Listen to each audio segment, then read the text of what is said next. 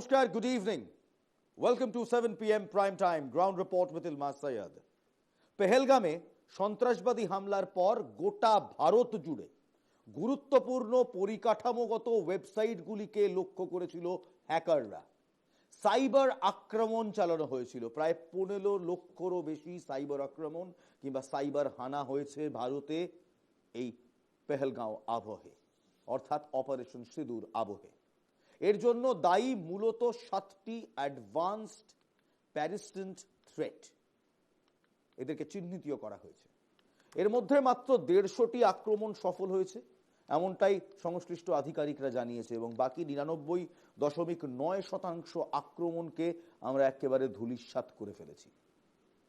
যা জানা যাচ্ছে, ভারত পাকিস্তান টেনশনের মাঝখানে সাইবার অ্যাটাকাররা টার্গেট করেছিল আমাদের দেশকে।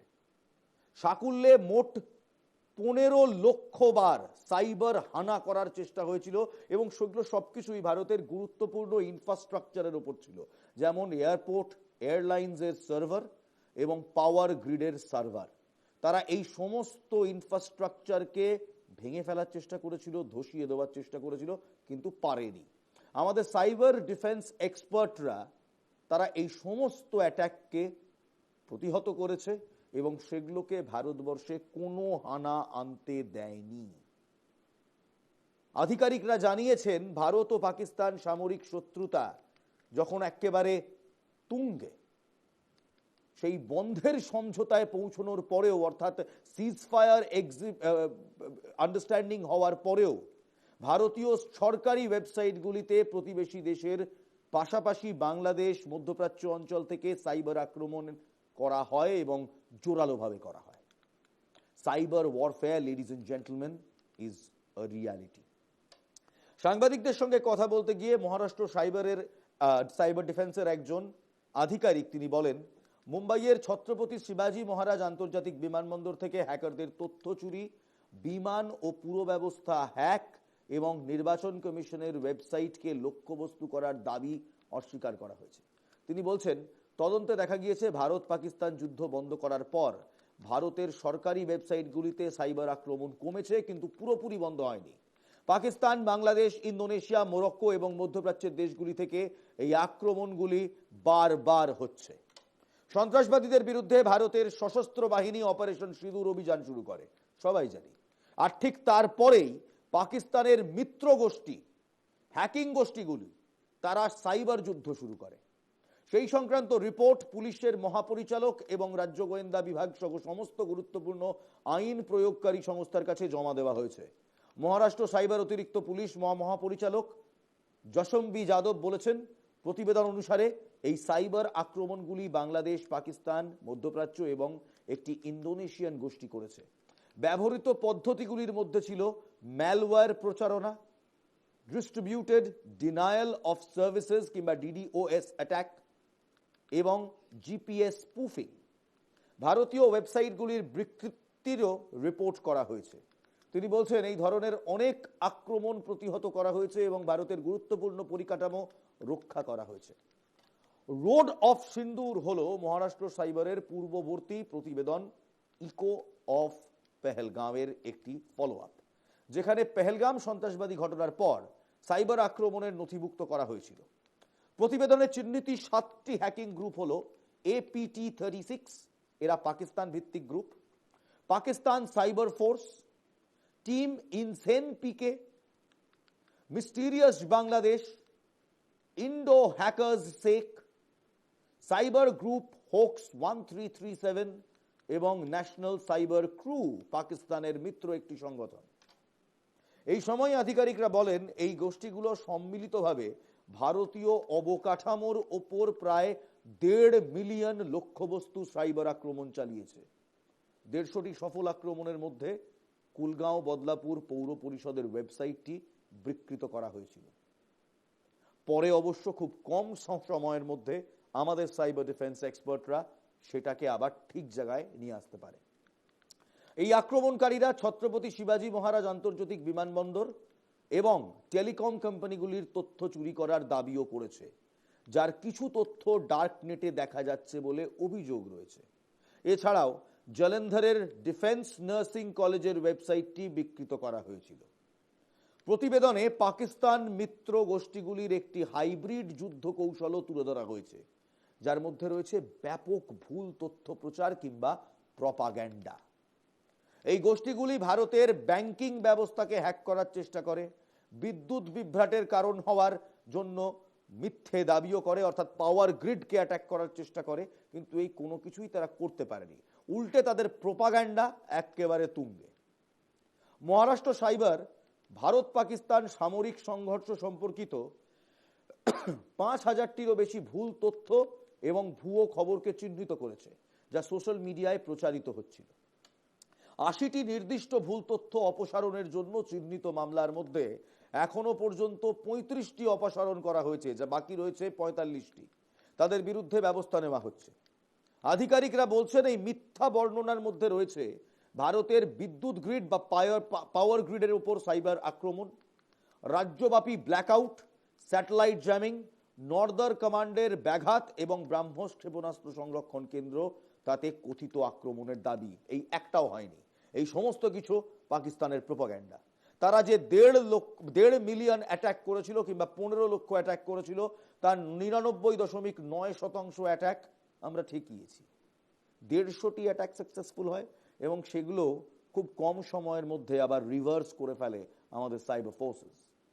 মহারাষ্ট্র সাইবার নাগরিকদের ভুল তথ্য বিশ্বাস না করার জন্য দাবি করেছেন, আহ্বান জানিয়েছেন এবং বলা হয়েছে যে ভুল তথ্য ছড়িয়ে যেন না দেন, কারণ এই মুহূর্তে প্রচুর এরকম ফেক অ্যাকাউন্ট, পাকিস্তানি অ্যাকাউন্টস, তারা প্রপাগ্যান্ডা চালাচ্ছে প্রতিটি সাইবার মিডিয়াতে। পেহেলগাঁও হামলার পর ভারত জুড়ে এই রকমের সাইবার আক্রমণ রীতিমতো প্রশ্ন তুলছে। গুরুত্বপূর্ণ যেসব পরিকাঠামো ছিল, যে ওয়েবসাইট রয়েছে, সেগুলোকে লক্ষ্য করে প্রায় ১৫ লক্ষেরও বেশি সাইবার আক্রমণ। ভাবতে পারছেন? ৭টি অ্যাডভান্সড পারসিস্টেন্স থ্রেট কিংবা এপিটি গোষ্ঠীকে ইতিমধ্যেই চিহ্নিত করা হয়েছে, যা সরকারি সূত্রে বলা হচ্ছে যে ১৫০টি আক্রমণ সফল, কিন্তু সেই ১৫০টি আক্রমণ খুবই লো স্কেল আক্রমণ এবং সেগুলি খুবই তাড়াতাড়ি আমরা প্রতিহত করেছি, রিভার্স করেছি। কোনো রকম বড়সড় আক্রমণ সাইবার স্পেসে আমরা হতে দিইনি, পাওয়ার গ্রিডে আক্রমণ হতে দিইনি, এয়ারলাইন্সে আক্রমণ হতে দিইনি, ব্যাংকিং সেক্টরে আক্রমণ আমরা হতে দিইনি, স্টক মার্কেট, ফাইন্যান্সিয়াল সার্ভিসে আক্রমণ আমরা হতে দিইনি। এই সমস্ত বড় ইনফ্রাগুলো টার্গেট ছিল পাকিস্তানি হ্যাকারসদের। আর শুধু পাকিস্তান নয়, পাকিস্তানের কিছু বন্ধু কিংবা মিত্র দেশও রয়েছে যারা এদের সঙ্গে একেবারে হাতে হাত মিলিয়ে এই সাইবার ওয়ারফেয়ারে নেমেছে।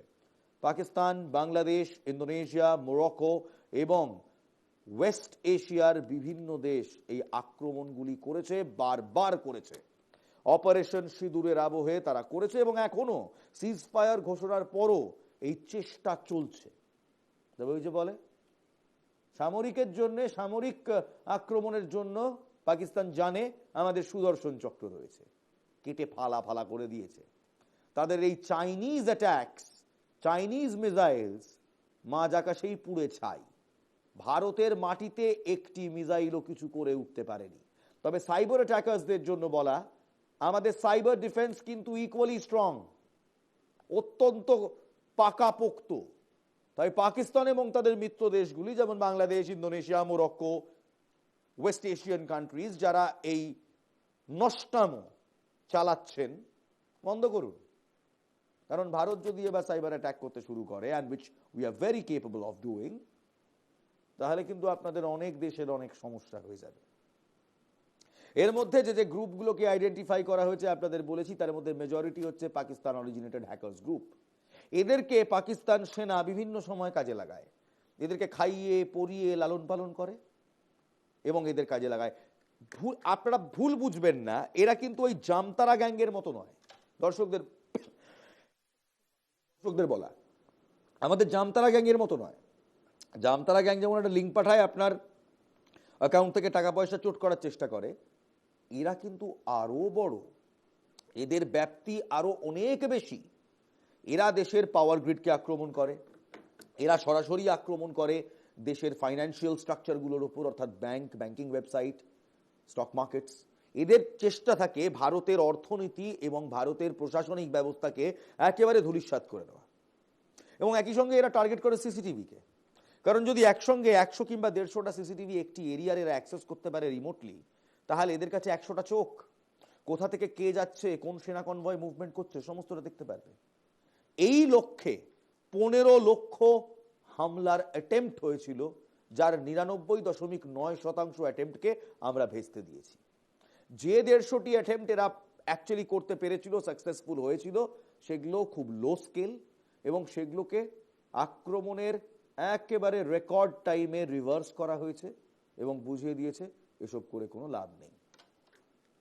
যে পদ্ধতি এরা ব্যবহার করেছে সেই পদ্ধতিগুলো হচ্ছে ম্যালওয়্যার প্রচারণা, অর্থাৎ ম্যালওয়্যার পাঠিয়ে সিস্টেমকে করাপ্ট করা, ডিস্ট্রিবিউটেড ডিনায়াল অফ সার্ভিসেস কিংবা ডিডিওএস অ্যাটাক, অত্যন্ত অ্যাডভান্স লেভেল অ্যাটাক, এবং জিপিএস স্পুফিং, লোকেশন সার্ভিসেসকে একেবারে ঘেঁটে দেওয়া। ভারতীয় ওয়েবসাইটগুলির বিকৃতির অভিযোগ অনেক জায়গায় উঠেছে। পাকিস্তান প্রোপাগান্ডা চালাচ্ছে, তারা এই করেছে ওই করেছে, কিন্তু আদতে কিন্তু কিছুই হয়নি। তাই সাইবার ওয়ারফেয়ার যে এরা করছে এবং কারা কারা করছে শুনে নিন। APT 36 এটা পাকিস্তান ভিত্তিক একটি hacker group. Pakistan cyber force, নামেই বোঝা যাচ্ছে পাকিস্তানের সাইবার ফোর্স। টিম ইনসেন পিকে, এই পিকে স্ট্যান্ডস ফর পাকিস্তান। তার সঙ্গে তাদের দোসর রয়েছে মিস্টিরিয়াস বাংলাদেশ, ইন্ডো হ্যাক সেক, সাইবার গ্রুপ হোক্স 1337 এবং ন্যাশনাল সাইবার ক্রু, যেটা পাকিস্তানের সহযোগী। 15 লক্ষেরও বেশি সাইবার আক্রমণ করার চেষ্টা করেছিল এরা, এবং মেজরিটি আমরা জাস্ট ধূলিসাৎ করে দিয়েছি। এদের ক্লেম ছিল এরা নাকি ছত্রপতি শিবাজী মহারাজ আন্তর্জাতিক বিমানবন্দর এবং টেলিকম কোম্পানিগুলির তথ্য চুরি করেছে। সেই ক্লেম একেবারে ভুয়ো। মহারাষ্ট্রের তরফ থেকে একেবারে সরকারি আধিকারিকরা জানিয়ে দিয়েছে এরকম কিচ্ছুই করতে পারেনি। আক্রমণকারীদের এই হাইব্রিড যুদ্ধ কৌশল, সেই কৌশলে লিপ্ত রয়েছে পাকিস্তানের মিত্র গোষ্ঠীগুলিও, যার মধ্যে রয়েছে ব্যাপক ভুল তথ্য প্রচার। গোটা সোশ্যাল মিডিয়া জুড়ে এখন প্রোপাগান্ডা চলছে। এই গোষ্ঠীগুলি ভারতের ব্যাংকিং ব্যবস্থা হ্যাক করেছে, বিদ্যুৎ বিভ্রাট করেছে ভারতে, এমন অনেক মিথ্যা দাবি চালিয়ে আসছে, কিন্তু একটা দাবিও হয়নি। কি কি পদক্ষেপ নেওয়া হয়েছে? মহারাষ্ট্র সাইবার সেল কি কি পদক্ষেপ নিয়েছে দেখুন। ভারত পাকিস্তান সামরিক সংঘর্ষ সম্পর্কিত 5000টিরও বেশি ভুল তথ্য এবং ভুয়ো খবরকে এরা চিহ্নিত করেছে, যা সোশ্যাল মিডিয়ায় প্রচার হচ্ছিল। 80টি নির্দিষ্ট ভুল তথ্য অপসারণের জন্য মামলা, যার মধ্যে 35টির অপসারণ হয়ে গেছে এবং বাকি 45টির বিরুদ্ধে ব্যবস্থা নেওয়া হচ্ছে। আক্রমণকারীদের মিথ্যে দাবির মধ্যে রয়েছে ভারতে বিদ্যুৎ গ্রিডে সাইবার আক্রমণ, রাজ্যব্যাপী ব্ল্যাকআউট, স্যাটেলাইট জ্যামিং এবং নর্দার্ন কমান্ডের ব্যাঘাত করা এবং ব্রাহ্মস ক্ষেপণাস্ত্র সংরক্ষণ কেন্দ্রকে আক্রমণ করার দাবি। এই একটাও এই সাইবার গ্রুপ করতে পারেনি। এই সমস্ত কিছুকে ভারতের সাইবার ডিফেন্স সেল ধূলিসাৎ করেছে। এবার একটা অত্যন্ত গুরুত্বপূর্ণ তথ্যে আসি। সাইবার অ্যাটাক হলে বাঁচবেন কি করে? পাকিস্তানের সাইবার অ্যাটাক থেকে বাঁচার কিছু উপায়ও রয়েছে। 1, কোনো অজানা লিঙ্কে ক্লিক করবেন না, সে যেখান থেকেই আসুক। লিঙ্ক না চিনলে ক্লিক নয়। ইন্টারনেট থেকে কোনো ফাইল ডাউনলোড করার আগে তার বিশ্বাসযোগ্যতা যাচাই করুন, অর্থাৎ তার সিকিউরিটি সার্টিফিকেট যাচাই করুন। পাইরেটেড কন্টেন্ট বা ফাইল বা অ্যাপ ডাউনলোড করবেন না। সন্দেহজনক কোনো লিঙ্ক পেলে কিংবা লিঙ্কের সাথে কোনো অ্যাটাচমেন্ট পেলে ক্লিক করবেন না। .exe একদম মাথায় ঢুকিয়ে নিন এটা। .exe কোনো ফাইলের শেষে ডটের পর যদি এই 3টি ক্যারেক্টার্স আপনি দেখেন, exe, এই ফরম্যাটের কোনো ফাইল ওপেন করবেন না। অজানা সোর্স থেকে আসা ফাইল বা লিঙ্ক কাউকে ফরওয়ার্ড করবেন না। অকারণে বিদেশি বা সন্দেহজনক ওয়েবসাইটে ভিজিটই করবেন না। যে ওয়েবসাইটে আপনার যাওয়ার দরকার নেই যাবেন কেন? যাবেনই না। নিজের ফোন বা ল্যাপটপের অ্যাপ ও সফটওয়্যারের মজুদ পাসওয়ার্ড ব্যবহার করতে হবে।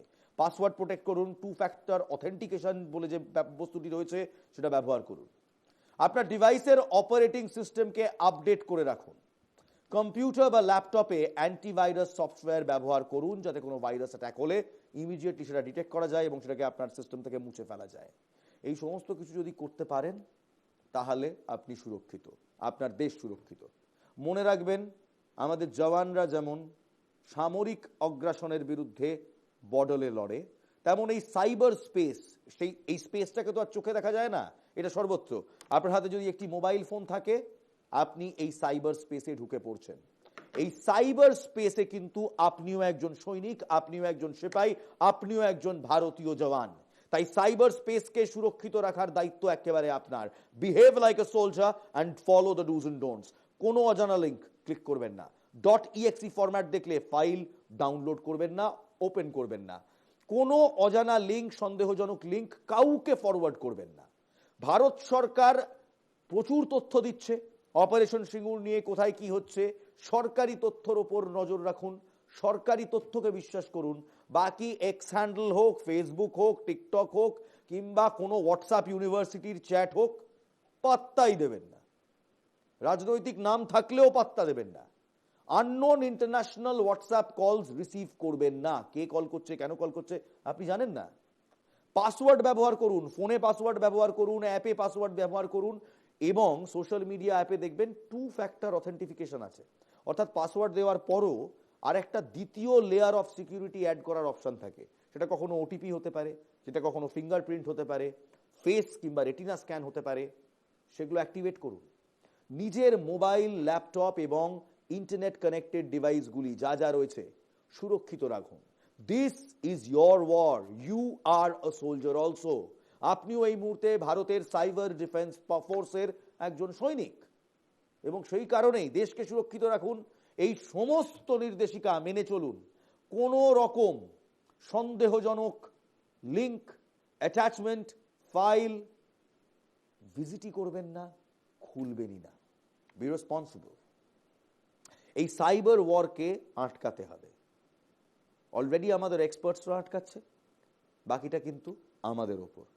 We have to play a part.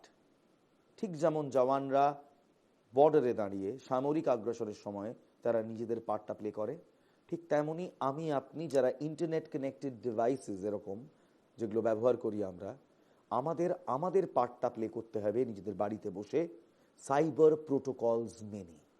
তাহলেই সুরক্ষিত ভারত এবং পাকিস্তানের একেবারে নাক কেটে ধুলোয় মিশিয়ে দিতে পারবেন। সাইবার ওয়ার থেকে চলুন আরেকটি ডিপ্লোম্যাটিক ওয়ারে। ভারতের একজন বিএসএফ জওয়ানকে আজ থেকে 17 দিন আগে পাকিস্তানি রেঞ্জার্সরা তুলে নিয়ে যায়। একটি ক্ষেতে তিনি তার নিজের অজান্তেই ইন্টারন্যাশনাল বাউন্ডারি পেরিয়ে গিয়েছিলেন। প্রবল গরমে একটি গাছের ছায়ায় জিরোচ্ছিলেন। তিনি জানতেনও না, তিনি খেয়ালও করেননি যে তিনি international line of border, international border পেরিয়ে গিয়েছেন। পূর্ণম কুমার সাউ আমাদের এই বাংলার রিষড়ার বাসিন্দা। তিনি এখনো পাকিস্তানে রয়েছেন, পাকিস্তানের জেলে রয়েছেন। পাকিস্তানের রেঞ্জার্স তাকে আটকে রেখেছে। 17 দিন হয়ে গিয়েছে, পূর্ণম কুমার সাউকে এখনো ফেরত পাইনি আমরা। সংঘর্ষ বিরতি শুরু হয়ে গেছে, পাক কবজাতেই রয়ে গেছে পূর্ণম। বড় বড় প্রেস কনফারেন্স শুনছি, বড় বড় ভিজিটস দেখছি, তবে পূর্ণমকে নিয়ে কোনো কথা নেই। কেন? এই পূর্ণমের স্ত্রীকে ফোন করেছিলেন মুখ্যমন্ত্রী মমতা বন্দ্যোপাধ্যায় জাস্ট একদিন আগে। গতকালকে পূর্ণমের স্ত্রীর সাথে ফোনে কথা বলেন মুখ্যমন্ত্রী মমতা বন্দ্যোপাধ্যায়। আমাদের এক্সক্লুসিভ ভিজুয়াল, মমতা বন্দ্যোপাধ্যায় ঠিক কি বলেছিলেন পূর্ণম কুমার সাউয়ের স্ত্রীকে, শুনুন। আপনার বাড়িতে কে কি করে? আমার বাড়িতে দেখুন, আমার শ্বশুর আছেন, উনি কিছু করেন না। কেন কি ওনার কোমরে স্পাইনাল অপারেশন হয়েছে, উনি টোটালি বেড রেস্ট। আর আমার ভাসুর টোটো চালায়। আর আমাদের ঘরে একজনই ভালো সার্ভিস করতেন, যে তিনি আমার হাজবেন্ড ম্যাডাম, ঠিক আছে। ওনাকে অ্যারেস্ট করে এরা 20 দিন থেকে আমাদের ঘর পরিবার কি করে চলছে সেটা আমরাই এখন জানি। ওনার অ্যাকাউন্টেরও স্টেটমেন্ট কিছু পাচ্ছি না, কি হোল্ড আছে কি পয়সা ঢুকেছে, আমরা তো কিছুই জানতে পারছি না। কেন কি এটিএম সব ওনার কাছেই ছিল ম্যাডাম। উনি আমাকে ফোন পে করতেন, তো আমি ঘরে টাকা পয়সা দিতাম, বা ওনার তো ফোনও নেই আমাকে, তো উনি তো ফোন পেও করতে পারছেন না আমাকে। কি করে করবে? ওদের কাছে তো কিছু নেই এখন, না? সেটাই হচ্ছে ম্যাডাম, আমি কি বলবো আপনাকে, বলুন। আপনি কিছু করেন? আপনি কিছু করেন না ম্যাডাম, আমি আগে স্টেট ব্যাংকে সার্ভিস করতাম, কিন্তু রাইট নাও আমি এখন হাউস ওয়াইফ। ম্যাডাম আপনাকে হাত জোড়ে আমাকে রিকোয়েস্ট করছি ম্যাডাম, আজকে 19 দিন হয়ে গেছে, কিছু ওনার মায়ের খুব শরীর ব্রেন স্ট্রোক হয়েছে, কাল দিন ওনাকে যদি কিছু হয়ে যায় আমরা কি করব বলুন। আমার শ্বশুরও ঠিক না, আমার শাশুড়ির ব্রেন স্ট্রোক আছে, দুবার হয়ে গেছে। না, ওদের যদি কোনো হসপিটালের প্রবলেম হয় আপনি আমাকে বলবেন, আমি করে দেবো। আর আপনি কি আপাতত আপনার ছেলে মেয়ে কেউ আছে? আমি এখন 3 মাসের প্রেগনেন্ট আছি ম্যাডাম। আমি এই অবস্থায় কোথাও দৌড়াবো বলুন? আমি তো কাংড়া। আপনি কোথাও দৌড়াবেন না, আপনি এখানেই থাকুন। আপনি কাছাকাছি কোনো কাজ করতে পারেন জাস্ট ওখানে সামনে, যতক্ষণ পর্যন্ত এই ব্যাপারটা না মিটছে, কি কাজ করব বলুন যাতে ম্যাডাম? সংসারটা চালাতে পারে। আমি আগে খোঁজ নিয়ে দেখছি। আমি দেখুন ম্যাডাম, আমি গ্র্যাজুয়েট, মানে পড়াশোনা জানি, কিন্তু আমার কাছে এখন চাকরি কি? আমার একটা বাচ্চা আছে, সে ক্লাস 3-এ পড়ে, আর আমার শ্বশুর আছে, শাশুড়ি আছে, দুজনই মানে পেশেন্টই বলুন। তো এখন আমি কোথায় কাজ করতে যাব বলুন? আমার 3 মাসের প্রেগনেন্সি, এই কন্ডিশনে। কাজ করতে হলে আমি আপনাকে, এখন আপনার কাজ করার মতো পরিস্থিতিও নেই। হ্যাঁ আমি দেখে নিচ্ছি, আমি তো বিএসএফ এর সাথে কথা বলে নিচ্ছি। ম্যাডাম দেখুন, আপনি যদি আমার সাথে 10 মিনিটে দেখা করতেন না ম্যাডাম, আমি চলে আসবো। আপনি যে দেখা করার কোনো প্রয়োজন নেই, আপনার তো কাজটা, আমি সেই জন্য সব জেনে নিলাম। আচ্ছা ঠিক আছে ম্যাডাম, তাহলে ঠিক আমি আছে। অলরেডি আমি ভেবেছিলাম ওরা নিশ্চয়ই করবে, কারণ ওদের আন্ডারে কাজ করে, কিন্তু আচ্ছা। আমি এটা ভাবতে পারিনি যে এতদিন পরে ওরা কেয়ার করবে না। ওই- আমি দেখি আমার অন্য সোর্স কাজে লাগাচ্ছি। যুদ্ধ হয়ে গেল, সবকিছু হয়ে গেল, শুধু ফোন করলে বলে পেশেন্স রাখিয়ে। কতদিন পেশেন্স রাখবো ম্যাডাম বলুন না না? না, যদি সে অ্যারেস্টে থাকে তাহলে তো পেশেন্স রাখতে পারি, কিন্তু সে যদি বেঁচে থাকে তবে তো আমাকে, আমি ওইটাই হচ্ছে ও ওইখানে কি টর্চার করছে না করছে, কি রকম আছে। না, এখন আমি ঠিক আছে, আমি ধরে নিচ্ছি বিএসএফ। হ্যাঁ ম্যাডাম প্লিজ, হাত জোড়ে রিকোয়েস্ট করছি ম্যাডাম, আপনি। আরে কেন বলছেন? আপনি আমার বোনের মতো কেন বলছেন এসব? এটা তো আমাদের ডিউটি। ম্যাডাম অ্যাজ এ ওরা করবে। ওনাকে যদি আজকে কিছু হয়ে যায় ম্যাডাম, আমার ঘর সামলানোর মতন কেউ নেই আমি ম্যাডাম। আছি আপনার পাশে, আমি আপনার পাশে আছি। আমি যেটা এখন করছি, এখন পুলিশকে দিয়ে আমি বিএসএফ কে ধরাচ্ছি। প্লিজ ম্যাডাম প্লিজ, তাড়াতাড়ি অ্যাকশন নিন এই জিনিসটা নিয়ে, সবাইকে রিকোয়েস্ট করে আমি। চেষ্টা করছি। ঠিক আছে ম্যাডাম, থ্যাংক ইউ। আপনি মেন্টালি একটু, আমি জানি মেন্টালি কাম থাকা প্রয়োজন নেই। শ্বশুর শাশুড়ি যদি ট্রিটমেন্টের কোনো প্রয়োজন হয় ঠিক আছে। না ওনাটা বলবেন, আমি সব করে দেবো। डॉक्टर सुदीप, तो क्या नाम था उनका, डॉक्टर सुदीप चैटर्जी, উনি এসেছিলেন, যে এমএলএ স্যার হচ্ছেন, উনি আমাদেরকে। আমি আপনাকে বলি, আপনার যদি কোনো প্রয়োজন হয়, হ্যাঁ আপনি রিসনা মিউনিসিপ্যালিটি চেয়ারম্যানকে বলুন, ঠিক আছে। আমি সব ব্যবস্থা করে দেবো। ঠিক আছে ম্যাডাম। কল্যাণের নাম্বার জানেন? হ্যাঁ জানি। কল্যাণের নাম্বারে ফোন করে বলবেন, দিদি আমাকে বলেছিল আমার এই ট্রিটমেন্টের প্রয়োজন আছে শ্বশুর শাশুড়ি, একটু দিদিকে বলুন এটা। ঠিক তাহলে আছে। বাদ বাকিটা আমি বুঝে নেবো। ঠিক আছে ম্যাডাম, ঠিক আছে। ওকে। 17 দিন হয়ে গেল, সংঘর্ষ বিরতি চুক্তিও হয়ে গেল, তবে পূর্ণম কুমার সাউ তিনি এখনো পাকিস্তানের জেলে ভর্তি। সরবজিৎ চাই না আমরা, we don't want another Sarabjit. This needs to be clear to our political class. প্রচুর ডিপ্লোম্যাটিক টকস হচ্ছে, ডিজিএমওর মধ্যে কনভারসেশনস হচ্ছে, বাট আমরা পিওকে নিয়ে কথা বলছি, আমরা সমস্ত কিছু নিয়ে কথা বলছি, এভরিথিং ইজ ওয়েলকাম। কিন্তু আমাদের একটাই প্রশ্ন, পূর্ণম কুমার সাউকে ফেরত দেওয়া নিয়ে কেন কোনো কথা বলছি না আমরা? উই হ্যাভ লেভারেজ পয়েন্ট, একজন পাকিস্তানি রেঞ্জারও তো আমাদের কবজায় রয়েছে, as far as we know. যদি না থাকে, if it's a fake news, then I don't know, but if it's true, leverage point থাকা সত্ত্বেও কেন পূর্ণম কুমার সাউয়ের রিটার্নের জন্য, তাকে ফিরিয়ে আনার জন্য, তাকে বাড়ি ফিরিয়ে আনার জন্য কোনো রকম পদক্ষেপ নেওয়া হচ্ছে না? এই নিয়ে কিন্তু রাজ্য রাজনীতিও রীতিমতো সরগরম। মমতা বন্দ্যোপাধ্যায় তিনি কথা বলছেন কেন্দ্র কিছু করছেন না, শুনলেন, বলছেন আমি সরাসরি বিএসএফকে বলবো, আমি দায়িত্ব নিচ্ছি। তৃণমূল কংগ্রেসের সাংসদ কল্যাণ বন্দ্যোপাধ্যায় কয়েকদিন আগে এক্সপোস্ট করেছিলেন, তারপর রীতিমতো বক্তব্যও রেখেছেন এই নিয়ে। কি বলছেন কল্যাণ বন্দ্যোপাধ্যায়? হিয়া টেক এ লুক।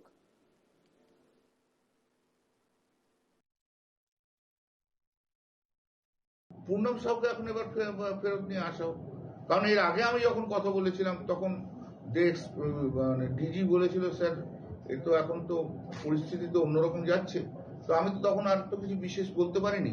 কিন্তু এখন যখন পরিস্থিতি পাল্টে গেছে, তখন ইমিডিয়েটলি তাকে পদক্ষেপ নেওয়া উচিত, তাকে যাতে ফেরত নিয়ে আসে।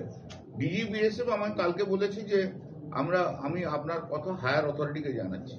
আমি রাজনাথ সিং এর অফিসে প্রায় এই ইনসিডেন্টটা হওয়ার পর থেকে প্রায় 8-10 বার ফোন করেছি, বাট ইট ইজ আনফর্চুনেট যে রাজনাথ সিং এর অফিস থেকে কখনো আমাকে রেসপন্স করেনি। পিএমও অফিসেও যোগাযোগ করি, এবং পিএমও অফিসে যোগাযোগ করলে পিএমও অফিস থেকে পরবর্তীকালে আমাকে ফোন করে। তো যাই হোক, এখন যেটা প্রশ্ন হচ্ছে, এখন যেটা হচ্ছে যে কোনো কারণে হোক, যে পরিস্থিতিতে হোক, একটা সেটেলমেন্ট হয়েছে, সিজফায়ার হয়েছে, তখন আমাদের যারা আছেন, যারা দায়িত্বে রয়েছেন, সেটা including the honourable prime minister, তারা যারা দায়িত্বে রয়েছে, তাদের আরেকটা দায়িত্ব হচ্ছে যে পূর্ণমকে ফিরিয়ে নিয়ে আসে।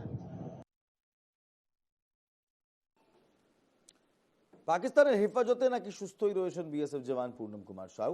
সোমবার এক সাংবাদিক বৈঠকে কথা জানান রাজ্যের বিরোধী দলনেতা শুভেন্দু অধিকারী। তিনি বলেন, বিএসএফ এর ডিজির সঙ্গে তার কথা হয়েছে, আমার পরিবারটির সঙ্গে প্রথম দিন থেকে প্রতি মুহূর্তে যোগাযোগ রেখে চলেছি। শুভেন্দু অধিকারী এও বলেন, মুখ্যমন্ত্রীর অনেক পরে ঘুম ভেঙেছে, আমরা প্রথম দিন থেকে পরিবারটির সাথে আছি। আমাদের প্রাক্তন সাংসদ অর্জুন সিং গিয়েছেন, ওনার বাবা আমার সঙ্গে কথা বলেছেন। সকালেও বিএসএফ এর ডিজির সঙ্গে আমরা কথা বলেছি। বিএসএফ এর ডিজি আমাকে আশ্বস্ত করেছেন যত দ্রুত সম্ভব তাকে ফিরিয়ে আনা হবে। ওনাদের মধ্যে যোগাযোগ রয়েছে, উনি সুস্থ আছেন, ওনার কোনো শারীরিক সমস্যা নেই। ভারত সরকার, স্বরাষ্ট্র মন্ত্রক বা বিএসএফ তারা এই বিষয়ে যথেষ্ট কাজ করছেন। অর্থাৎ বুঝতেই পারছেন, এই নিয়েও পলিটিক্যাল যুদ্ধ শুরু হয়ে গিয়েছে, ব্লেম গেম শুরু হয়ে গিয়েছে। মুখ্যমন্ত্রী লেটে পৌঁছেছেন, আমরা পাশে আছি, বিজেপি লেটে পৌঁছেছে, তৃণমূল পাশে আছে, এই বক্তব্য শুরু হয়ে গেছে। We don't want it ladies and gentleman, আমরা এটা চাই না। শুভেন্দু অধিকারী পুনম কুমার সাউকে ট্রাম্প কার্ড দেখিয়ে ভোটে জিতবেন কিংবা ভোটের প্রচার করবেন, sorry we don't want it. আবার একই সঙ্গে মমতা বন্দ্যোপাধ্যায় 26-এর লক্ষ্যে পুনম কুমার সাউকে তুরুপের তাস করে এগিয়ে যাবেন, এটাও চাই না, করবেন না। জওয়ানদের নিয়ে এই নোংরা রাজনীতি করবেন না, দয়া করে করবেন না। দরকার হলে মুখ্যমন্ত্রী, বিরোধী দলনেতা একসঙ্গে আসুন, একসঙ্গে যান। স্বরাষ্ট্র মন্ত্রক, বিএসএফ এর দপ্তর, প্রধানমন্ত্রীর অফিস, প্রতিরক্ষা মন্ত্রক, যেটা খুশি যান, একসঙ্গে যান। Go united and get a soldier back. ভারতবর্ষের আর্মি, নেভি, এয়ারফোর্স, বিএসএফ, প্যারামিলিটারির একটা লাইন আছে, একটা মোটো আছে, we never leave a man behind, we never leave one of our fellow fighters behind, we never leave our soldiers behind. Stand up to it. যদি এটা একসঙ্গে একটা platoon থাকতো, বিএসএফ এর প্লাটুন থাকতো, আমি আপনাকে কথা দিচ্ছি, 100% গ্যারেন্টি দিয়ে বলছি, তারা নিজেদের জীবনের তোয়াক্কা না করে পূর্ণম কুমার সাউকে সেদিনই ফিরিয়ে আনতো। কিন্তু ব্যাপারটা এখন ডিপ্লোম্যাটিক চ্যানেলসে রয়েছে, পলিটিক্যাল চ্যানেলসে রয়েছে, প্রেশার ডিপ্লোম্যাটিকলি দিতে হবে। এখানে আমাদের 10 জন কমান্ডো গিয়ে they can't storm inside and get him out. হলিউডের সিনেমা নয়, বিহাইন্ড এনিমি লাইন্স নয়, ডিপ্লোম্যাটিকলি কাজ করতে হবে, ডিপ্লোম্যাটিকলি এর সলিউশন বার করতে হবে। তার জন্য যদি দরকার পড়ে মুখ্যমন্ত্রী, বিরোধী দলনেতা, আমি তুমি বাদ দিয়ে এক জায়গায় আসুন, get a soldier back, get him home. কারণ খুব সহজ কথা, এটা আমাদের মোটো, আমাদের ডিফেন্স ফোর্সেস, প্যারামিলিটারির motto, we don't leave a man behind, हम किसी को छोड़ के नहीं आते, we never leave our man behind, get him back। এই রাজনীতি তো হবেই, চলবে, আরো চলবে। মুখ্যমন্ত্রীর সঙ্গে কথা বলার পর উদ্বেগে রয়েছে এই মুহূর্তে পূর্ণমের পরিবার। এখনো পাক কবজায় রয়েছে পূনম সাউ। ডিজিএমও পর্যায়ের বৈঠকের দিকে তারা তাকিয়েছিলেন গতকাল থেকে। সেই বৈঠক হয়েছে, সিজফায়ারের কথা হয়েছে, তবে পূর্ণম বাড়ি আসবে কি বাড়ি আসবে না সেই নিয়ে এখনো পর্যন্ত কোনো কথা হয়নি। এই পরিবারটির কথা ভাবুন, এবং সবার আগে সবাইকে বলা, সমস্ত পলিটিক্যাল পার্টিসকে বলা, আমাদের মোটোর কথা ভাবুন, আমাদের আর্মি, নেভি, এয়ারফোর্স, আমাদের প্যারামিলিটারির মোটোর কথা ভাবুন। We do not leave a man behind, this is our man, this is our boy, we need to get him back. একটা ছোট্ট বিরতি, একটা বিরতির পর ফিরছি, দেখতে থাকুন ground report with Ilmas Syed.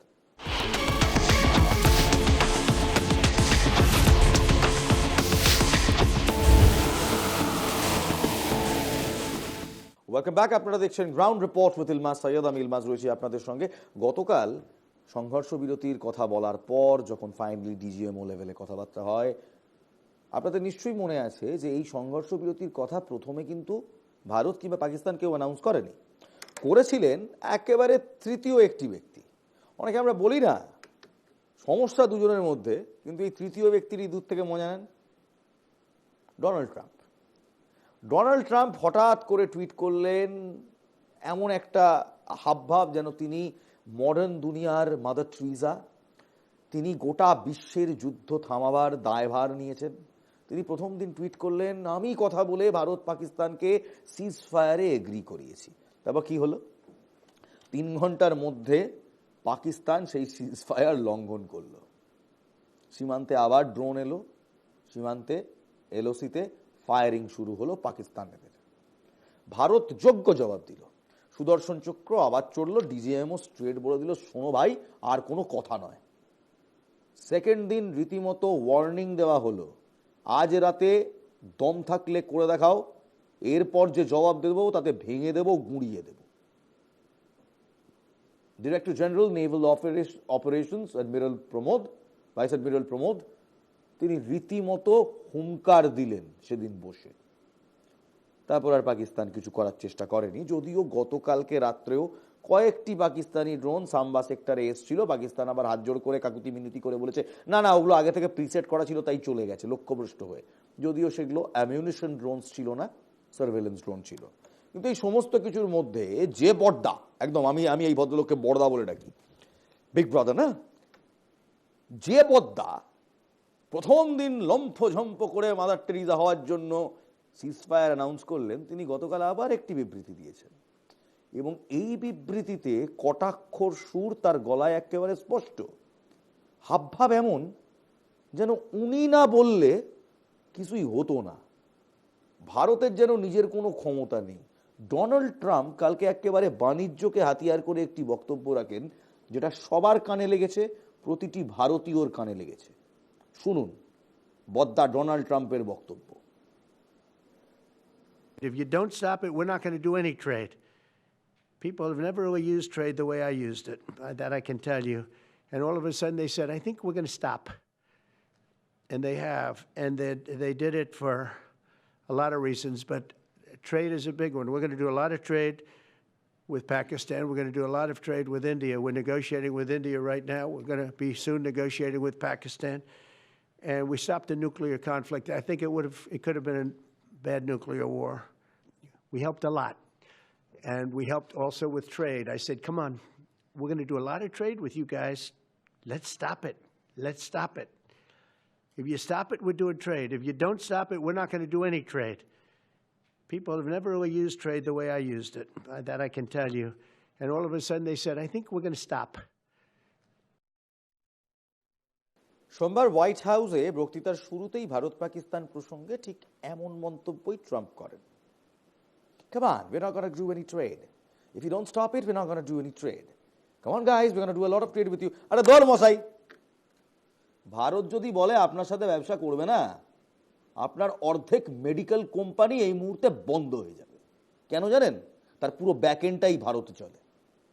Bharat ছাড়ুন, যদি কলকাতা, একেবারে বলছি, যদি মমতা বন্দ্যোপাধ্যায় আমার মতো রেগে যান আপনার এই কথা শুনে এবং কোনোদিন যদি বলে যে কলকাতায় যতগুলো কল সেন্টার আছে যারা আপনাদের মেডিকেল বিলিং, বুঝতে পারছেন নিশ্চয়ই ট্রাম্প সাহেব কি বলছি, ইউনাইটেড স্টেটসের মেডিকেল বিলিং, ইন্স্যুরেন্স বিলিং, শুধু এর ব্যাকএন্ডের কাজ বন্ধ করে দেবে, যদি একদিন বলে বন্ধ করে দেবো, আপনাদের দেশ না হাঁটু গেড়ে বসে থাকবে।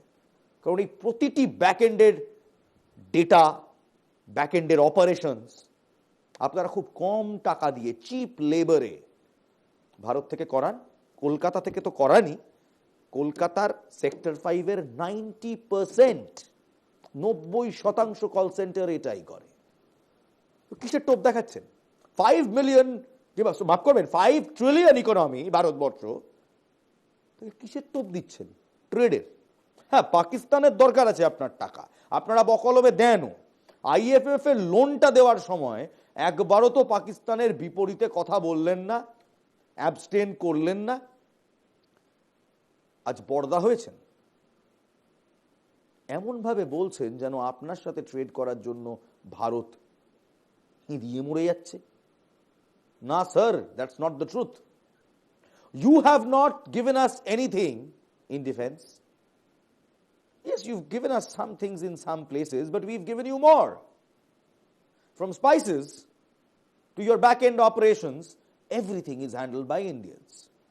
তাই এই যে সাদা চামড়ার মানুষদের, আমরা যারা একটু ডার্ক স্কিনড, একটু কালো চামড়ার মানুষ, কিংবা এই যে শ্বেতাঙ্গদের, এই কৃষ্ণাঙ্গদের বিরুদ্ধে কয়েক সেঞ্চুরি, হাজার হাজার বছর পুরনো ক্ষোভ, রাগ, বিতৃষ্ণা রয়েছে, সেটাকে নতুন করে আর বিশ্বের সামনে আনবেন না।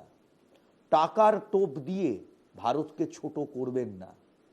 আমাদের বর্ডারে অ্যাটাক হয়েছিল, আমাদের মানুষের ওপর অ্যাটাক হয়েছিল, আমাদের কাশ্মীরে অ্যাটাক হয়েছে, 26 জন ভারতীয়কে তার ধর্ম জিজ্ঞেস করে পয়েন্ট ব্ল্যাঙ্ক রেঞ্জে টেররিস্টরা মেরেছে। হ্যাঁ, এটা সত্যি, এই টেররিস্ট গ্রুপগুলোকে আপনারাই সৃষ্টি করেছিলেন, আপনারাই জন্ম দিয়েছিলেন এই আল কায়দা, এই লস্করে তৈবা, মুজাহিদিন, এই সবাইকে রাশিয়ার সঙ্গে যুদ্ধ করার জন্য, আপনাদের প্রক্সি ওয়ার লড়ার জন্য। এই আইএসআই কে পর্যন্ত সিআইএ নামক একটি অপারেটিভ এজেন্সি, যেটা আপনাদের এজেন্সি, তারা শুরু করেছিল, তারা তৈরি করেছিল। আর আপনি আজকে দাঁড়িয়ে দাঁড়িয়ে বিরাট বড় বড় কথা বলছেন mister Trump. Why? India is self sufficient, this is the new India. এটা নতুন ভারতবর্ষ, এখানে আপনার নাক গলাবার জায়গা নেই। আপনি গলিয়েছিলেন, আমরা বলি অতিথি দেবো ভব, আমরা বলি বসুদেবা কুটুম্বকম। এই সারা বিশ্ব আমার অতিথি, কিন্তু তার ভুল ব্যাখ্যা করবেন না। আপনি সেই লোকটা যিনি ভারতবর্ষে এসে স্বামীজির নামটা, স্বামী বিবেকানন্দের নাম নিতে গিয়ে 3 বার হোঁচট খেয়েছিলেন। আপনার কথা সিরিয়াসলি ধরবো? স্বামী বিবেকানন্দ সেই লোকটা যিনি শিকাগোতে গিয়ে সারা পাশ্চাত্য সাম্রাজ্যকে কিংবা পশ্চিমী সাম্রাজ্যকে দেখিয়ে এসেছিল হিন্দু ধর্ম কতটা মহান এবং হিন্দু সাম্রাজ্য, হিন্দু সমাজ কতটা মহান। সেই স্বামী বিবেকানন্দকে আপনারা ভুলে গেলেন। সেই স্বামী বিবেকানন্দ আপনাদের মাটিতে দাঁড়িয়ে যখন আপনারা ভারতবর্ষকে land of snake charmers and peasant dwellers বলতেন, সেই সময় দাঁড়িয়ে স্বামী বিবেকানন্দ আপনাদের দেখিয়ে এসেছিল যোগ তার কি মাহাত্ম্য, স্পিরিচুয়ালিজম তার কি মাহাত্ম্য। সেদিন তিনি ওখানে দাঁড়িয়ে জিজ্ঞেস করেছিলেন যে আপনারা যখন শ্বেতাঙ্গরা কৃষ্ণাঙ্গদের নামে, ধর্মের নামে তাদের গলা কাটেন, সেটা ধর্মযুদ্ধ নয়। এই ধর্মযুদ্ধ তো আপনারা শুরু করেছেন, we are just collateral damages। আজকে আপনারা ভারতকে টাকার টোপ দেখাচ্ছেন, আপনার লজ্জা করে না? আপনি ভুলে গেছেন ইতিহাসটা। এই ভারত সবচেয়ে সমৃদ্ধ সাবকন্টিনেন্ট, সারা বিশ্বের শস্য ভাণ্ডার, সারা বিশ্বের ন্যাচারাল ডিপোজিট ভাণ্ডার এই ভারত। এই ভারতের কত জায়গায় আপনারা চোখ দিয়ে বসে রয়েছেন, কিছুই পান না। আমাদের নিউক্লিয়ার প্রজেক্ট থেকে শুরু করে স্পেস এক্সপ্লোরেশন সবকিছু নিয়ে আপনারা পরিহাস করেছিলেন, কিন্তু আপনাদের আগে আমরা মার্সে পৌঁছেছি, মিশন মঙ্গল আমরা করিয়ে দেখেছি। আপনারা নন। কম চেষ্টা করেননি আমাদের নিউক্লিয়ার পাওয়ারকে, আমাদের নিউক্লিয়ার প্ল্যান্টসকে রাস্তা থেকে সরিয়ে দেওয়ার। এখনো আমরা জানি না হোমি ভাবা, the father of Indian nuclear science, তার মৃত্যু কিভাবে হয়েছিল, উই ডোন্ট নো। শুনতে পাই সিআইএ নাকি তার পেছনে ছিল, জানি না, সত্যি জানি না। কিন্তু আপনাদেরই এক প্রাক্তন সিআইএ ডিরেক্টর, তিনি আবার এরকম মন্তব্য করে বই পর্যন্ত লিখে পারেন। সেই আপনারা আজকে দাঁড়িয়ে আমাদের অতিথেয়তার সাহস নিয়ে এত বড় কথা বললেন। ডোনাল্ড ট্রাম্পের এই কথার পর সারা ভারতবর্ষে সমালোচনার ঝড় উঠেছে। কারণ দেখুন, ভারতের ওপর কেউ যদি এসে আক্রমণ করে, ভারত তার জবাব দেবে। তাতে আমেরিকা কেন, বিশ্বের কোন দেশের নাক গলাবার জায়গা নেই। ট্রাম্পের এই দাবির বিরুদ্ধে প্রধানমন্ত্রী নরেন্দ্র মোদী কেন নীরব, প্রশ্ন তুলছেন কংগ্রেস। প্রধানমন্ত্রী নরেন্দ্র মোদী আপনার তো পরম মিত্র, আপনি বলেন নমস্তে ট্রাম্প, উনি বলেন হাউডি মোদি। এবার জিজ্ঞেস করুন, বড়দা এমন কথা কেন কইলেন? প্রধানমন্ত্রীর মোদির জনসভার ভাষণে তার ঠিক কয়েক মিনিট আগে, মানে অর্থাৎ কালকে যেটা তিনি জাতির উদ্দেশ্যে ভাষণ দিয়েছিলেন, তার ঠিক কয়েক মিনিট আগে মার্কিন প্রেসিডেন্ট ডোনাল্ড ট্রাম্প এই বক্তব্য তুলেছিলেন। আর সেই প্রসঙ্গ টেনে কংগ্রেসের সিনিয়র নেতা পবন খেরা বলেন, পুরো বক্তৃতা জুড়ে প্রধানমন্ত্রীর নীরবতা তাকে অবাক করে দিয়েছে। সিন্দুর কে সাথ সৌদা সম্ভব নেই, নারীর মর্যাদা এবং ত্যাগের ক্ষেত্রে কোনো আপোষ করার সুযোগ নেই, খেরা বলেন। কংগ্রেসের সাধারণ সম্পাদক জয়রাম রমেশ প্রশ্ন তোলেন, ট্রাম্পের হুমকির ভিত্তিতে ভারত মার্কিন মধ্যস্থতায় রাজি হয়েছে কিনা। শুনে নেব মার্কিন প্রেসিডেন্ট কি বলেছিলেন আরো একবার, এবং তার প্রেক্ষিতে কংগ্রেসের সাধারণ সম্পাদক জয়রাম রমেশ তিনি কি বলেছেন। দেখুন পরপর দুটি বাইট, প্রথমে বর্দা, তারপর আমাদের Congress. Stop it. We're not going to do any trade. People have never really used trade the way I used it. That I can tell you. And all of a sudden they said, I think we're going to stop. And they have. And they did it for a lot of reasons, but trade is a big one. We're going to do a lot of trade with Pakistan. We're going to do a lot of trade with India. We're negotiating with India right now. We're going to be soon negotiating with Pakistan. And we stopped the nuclear conflict. I think it could have been a bad nuclear war. We helped a lot. And we helped also with trade. I said, come on, we're going to do a lot of trade with you guys. Let's stop it. Let's stop it. If you stop it, we're doing trade. If you don't stop it, we're not going to do any trade. People have never really used trade the way I used it. That I can tell you. And all of a sudden they said, I think we're going to stop. Party operation Sindoor का पूरा समर्थन पहले से हमने किया था। हम 22 अप्रैल से कह रहे हैं एकता और एकजुटता अनिवार्य है और जो भी सुरक्षा बल जो हमारे आर्मी है, फौज है, सेना, नौसेना है, वायुसेना है, स्थल सेना है, सभी जो कार्रवाई करेंगे उसका हम पूरा समर्थन देंगे, उसमें कोई शक नहीं है। पर प्रधानमंत्री के संबोधन के पहले ही राष्ट्रपति ट्रंप ने घोषणा कर दी कि वॉशिंगटन में रहकर मैंने इंडिया, भारत और पाकिस्तान के बीच में युद्ध रुका दी। मंत्री एक बैठक बुलाएं, सभी विपक्ष नेताओं को बुलाएं, विश्वास में लें। और ये क्या बार बार राष्ट्रपति ट्रंप घोषणा कर रहे हैं? उन्होंने कहा है क्योंकि अभी इसके बाद व्यापारिक संबंध जो हैं, आर्थिक संबंध जो हैं और भी मजबूत होंगे। क्या कोई रिश्ता है यहाँ युद्ध रोकने का और भारत के साथ, अमेरिका के साथ हमारा जो निर्यात जा रहा है वो और भी बढ़ेगा? विदेश मंत्री चुप हैं, राष्ट्रीय सलाहकार जो सुरक्षा सलाहकार हैं वो चुप हैं, प्रधानमंत्री तो अपनी चुप्पी तोड़ते ही नहीं है।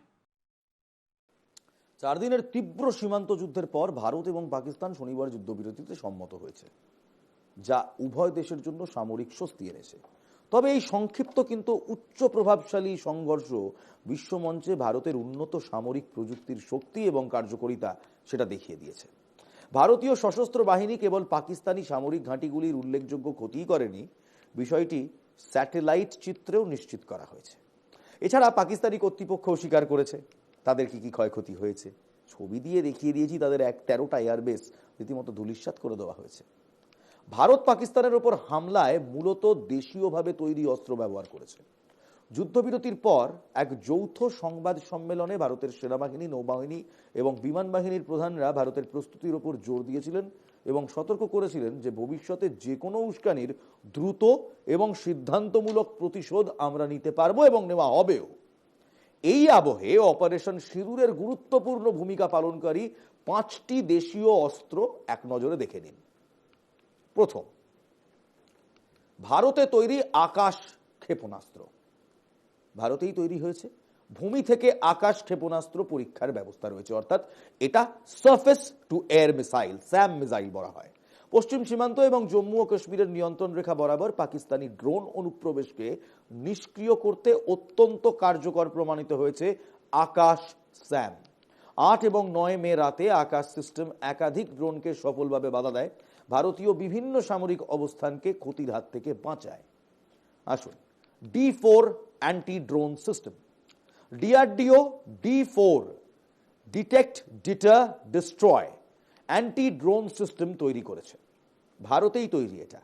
ইলেকট্রনিক্স লিমিটেডের অভিযানের সময় আকাশে হুমকি মোকাবেলায় গুরুত্বপূর্ণ ভূমিকা পালন করেছে এই ড্রোন।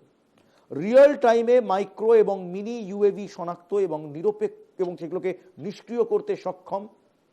সিস্টেম্যাটিক প্রয়োজনে গতিশক্তি ছাড়াই শত্রু ড্রোনগুলিকে নিষ্ক্রিয় করেছে। জিপিএস স্পুফিং এবং রেডিও ফ্রিকোয়েন্সির মতো জ্যামিং প্রযুক্তি ব্যবহার করেছে এই D4 সিস্টেম। এবার আসুন নাগাস্ত্র 1, ভারতের প্রথম দেশীয়ভাবে তৈরি যুদ্ধাস্ত্র নাগাস্ত্র 1 শত্রুর অগ্রগতি প্রতিহত করতে ভারতীয় সেনাদের উল্লেখযোগ্যভাবে সহায়তা করেছে। নাগপুর ভিত্তিক সোলার ইন্ডাস্ট্রিজ এটি তৈরি করেছে। পোর্টেবল সুইসাইড ড্রোনটি সরাসরি লক্ষ্যবস্তুতে উড়ে গিয়ে বিস্ফোরণ ঘটাতে সক্ষম, নির্ভুল হামলা চালাতে দক্ষ এই যুদ্ধাস্ত্র। স্কাই স্ট্রাইকার, ভারত ও ইসরায়েল যৌথভাবে তৈরি করেছে এই স্কাই স্ট্রাইকারকে। 5 থেকে 10 কেজি বিস্ফোরক বহন করতে পারে, 2 ঘন্টা পর্যন্ত উড়তে পারে আকাশে। গোপনে এবং নির্ভুলতার সঙ্গে, অর্থাৎ রেডারকে ডিটেক্ট না করে নির্ভুলতার সঙ্গে লক্ষ্যবস্তুতে আঘাত করতে সক্ষম। এর সফলতায় দূরপাল্লা উচ্চ নির্ভুলতার ড্রোন অভিযানে ভারত ক্ষমতা প্রদর্শন করেছে। এবার আসি the best of the best, BrahMos supersonic missile. BrahMos, as the name suggest, এটা ব্রহ্মার অস্ত্র। আর ব্রহ্মা আমাদের ভারতীয় সনাতনী সাম্রাজ্যের, আমাদের ভারতীয় সনাতনী ইতিহাসের একটি পার্ট। সেই ব্রহ্মার অস্ত্র ব্রাহ্মস সুপারসনিক ক্ষেপণাস্ত্র, অপারেশন সিঁদুরে অন্যতম উল্লেখযোগ্য এই BrahMos supersonic cruise missile Bharat Russian প্রকল্প। পাকিস্তানের গুরুত্বপূর্ণ সামরিক বিমান ঘাঁটিতে আঘাত করতে ব্রাহ্মস একেবারে সক্ষম, যে কারণে পাকিস্তানের উল্লেখযোগ্য কাঠামোগত ক্ষতিও হয়েছে। আপাতত এর আঘাত হানার ক্ষমতা 500 কিলোমিটার পর্যন্ত, 800 কিলোমিটার পর্যন্ত বাড়ানো যায়। মাক 3 ব্রাহ্মস পর্যন্ত গতিতে উঠতে সক্ষম, অর্থাৎ সুপারসনিক। ব্রাহ্মসকে আটকানো প্রায় অসম্ভব, কোনো এয়ার ডিফেন্স সিস্টেম ব্রাহ্মসকে আটকাতে পারে না। এটা ভারতের ভয়ানক অস্ত্রর একটি, অর্থাৎ আমাদের most crucial and the most destructive weapons এর একটি এই ব্রাহ্মস। এবার চটজলদি দেখি পাকিস্তান কি কি করার চেষ্টা করেছিল। পাকিস্তান চাইনিজ এবং টার্কিশ কিছু মিসাইল এবং ড্রোন দিয়ে আমাদের আঘাত করার চেষ্টা করেছিল। ভারতের মাটি তো দূর, ভারতের অ্যাটমসফিয়ারে, মানে আকাশসীমাও নয়, অ্যাটমসফিয়ারেই জ্বলে পুড়ে শেষ হয়ে গেছে। তার ভগ্নাবশেষ কিংবা ধ্বংসাবশেষ কয়েকটা আমাদের এদিকে ওদিকে ছড়িয়ে পড়েছে। তাহলে ইহা হইতে আমরা সরাসরি বলতে পারি চাইনিজ, টার্কিশ এই সমস্ত অস্ত্রের কাছে ভারতের নিজস্ব বানানো অস্ত্র শুধু পাস নয়, পাসেস উইথ ফ্লাইং কালার্স। যুদ্ধের ময়দানে আমরা বারে বারে পাকিস্তানকে হারিয়েছি, তবে এবার আমাদের তাকাতে হবে আগের দিকে। মেড ইন ইন্ডিয়া অস্ত্রে আমরা পাকিস্তানকে জবাব দিয়েছি, বলছেন প্রধানমন্ত্রী Narendra Modi. Take a look.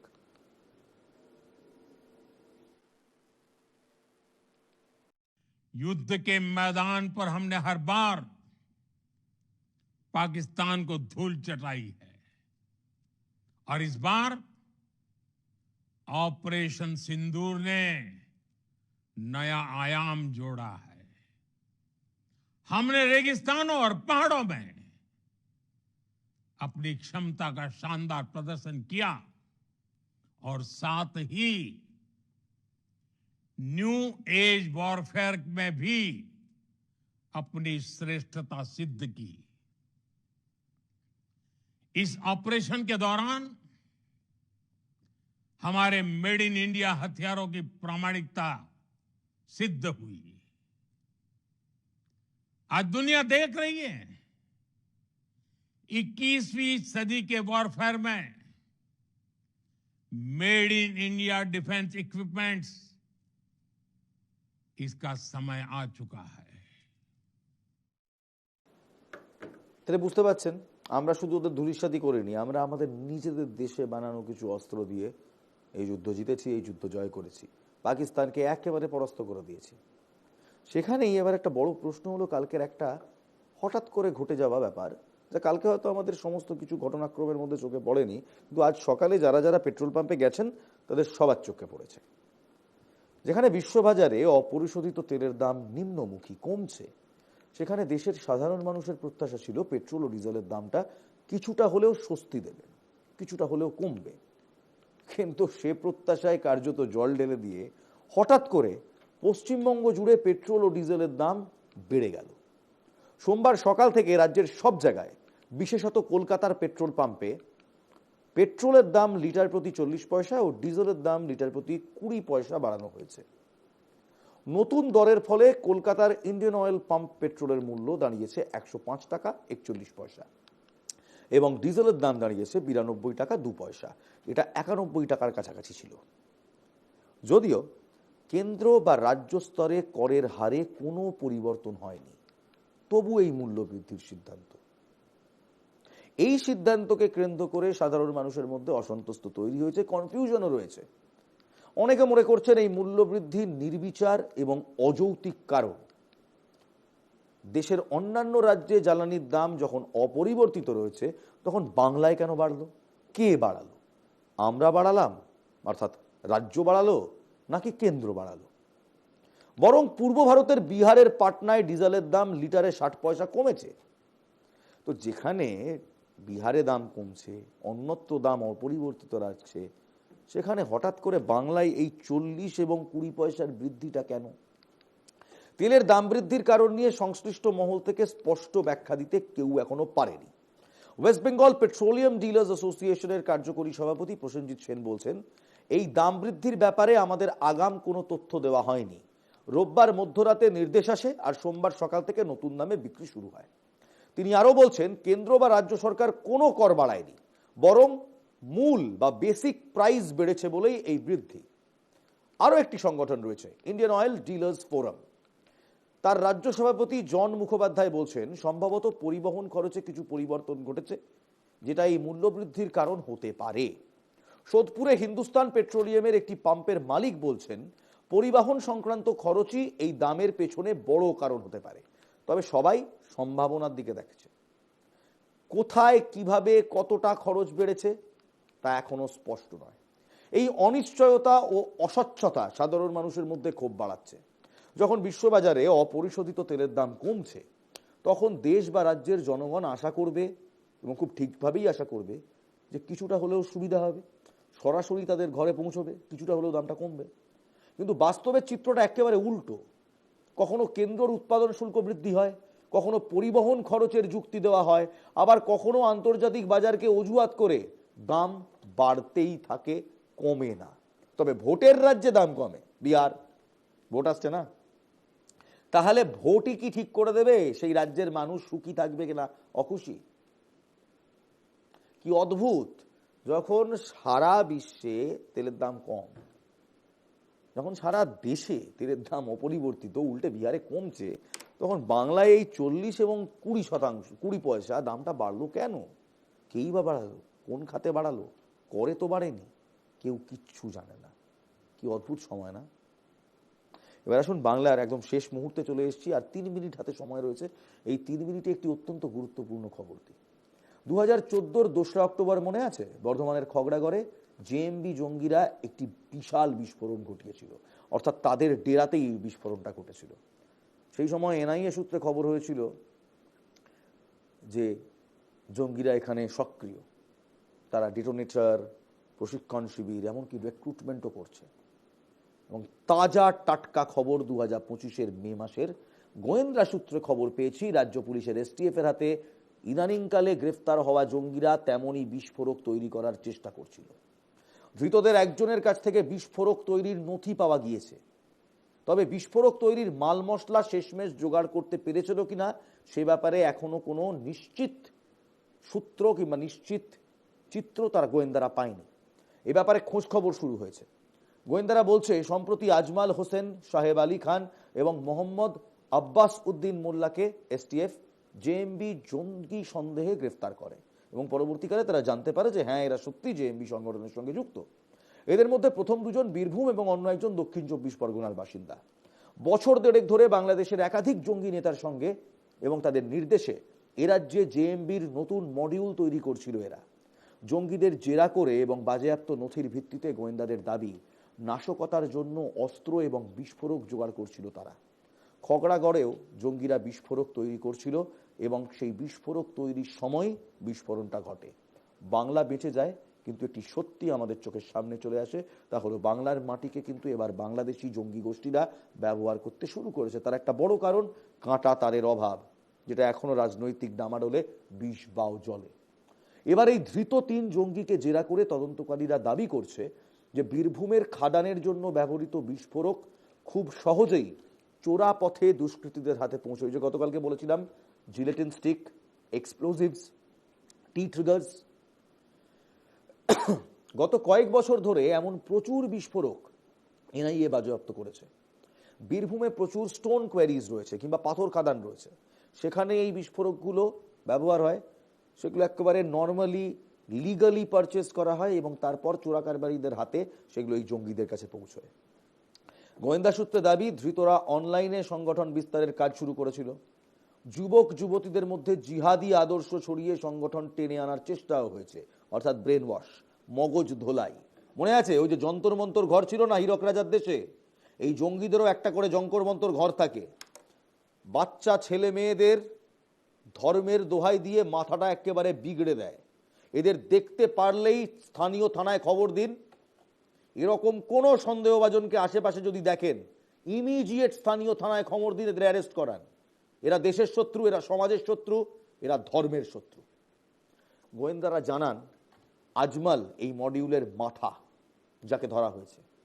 তার নির্দেশে আব্বাস অস্ত্র জোগাড়ের চেষ্টা করছিল।